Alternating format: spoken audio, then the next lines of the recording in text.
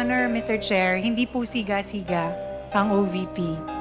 It is really just a respectful request, Your Honor, for them to consider our position.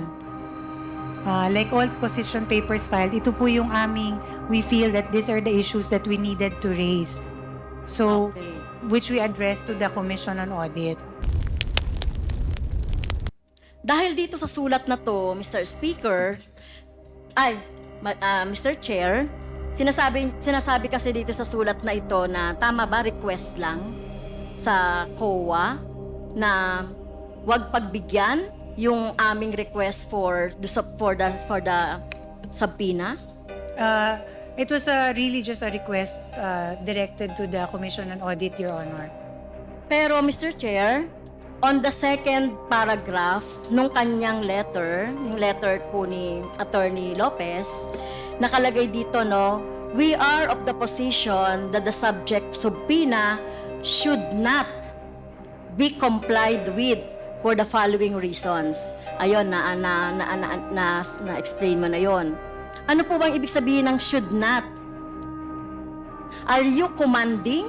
Are you demanding the COA na wag sumunod doon sa subpoena duces tecum? If Your Honor, Mr. Chair, Let's continue, Attorney Second Lopez. paragraph nung you read kanyang the entirety of the letter, it is really a respectful request sa Commission on Audit. We are not demanding them or that the instructing subject them. It is subpoena really a should respectful not request. If you be read in the complied entirety. with for the following oo. reasons. Pero ayun, pag should kasi parang demanding na yon, commanding na yon para sa akin, no? And Okay? yes, and Okay, may I so also kung- add, Yes, COA kung hindi na- ito kung demanding, hindi ito commanding, parang siga-siga ba yung Office of the Vice President? Kung hindi ito na demanding, utusan yung OVP? yung Utusan COA. ang COA na hindi kami sundin? Parang siga-siga ba yung Office of the Vice President? Congress or House na of utusan yung OVP? Your Honor, Mr. Chair, na hindi utusan po ang COA siga-siga na hindi kami ang sundin? OVP. It is really just a Congress respectful or House of request, Your Honor. Representatives? Your Honor, Mr. Chair, for them hindi to po consider siga-siga our position. Like all position papers filed, ito po Congress yung or House of we Representatives? feel Your that these are Honor, the issues that we needed to raise for them to consider our okay. position, which we addressed to the Commission on Audit. Congress or House of Representatives. Your So kanina, Honor, we Mr. Chair, needed no, to raise. binanggit na ating mga So, colleagues, yung mga which we addressed to the dahilan, Commission no, on kung Audit. bakit mali ang paniniwala Okay. ng Office So, of the Vice kanina, Mr. President, Chair, kung no, bakit we binanggit are na nating mga holding colleagues, yung mga hearing in Commission aid of on Audit. legislation.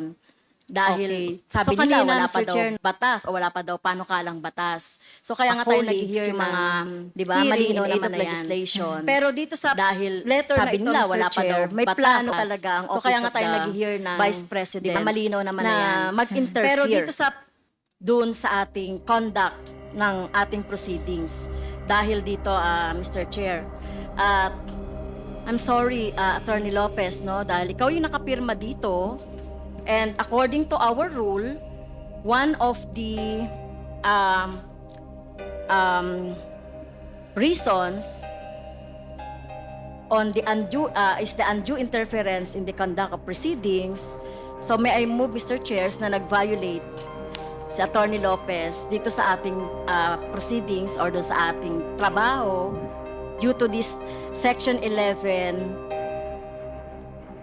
Letter F, undue interference in the conduct of proceedings. May I move to cite Attorney Lopez in contempt, Mr. Chair. I move. Your Honor, Mr. Chair, before you make the ruling, Any second? if I may be allowed, Any second to the motion? uh, Duly seconded? Is there any objection? Your Hearing none, Honor. the motion is carried. respectfully, it was not the intention of the Office of the Vice President to... Attorney, you wait for me to acknowledge Okay, you. I'm sorry. For that, Apologize, Your I Honor. move for 1 minute suspension.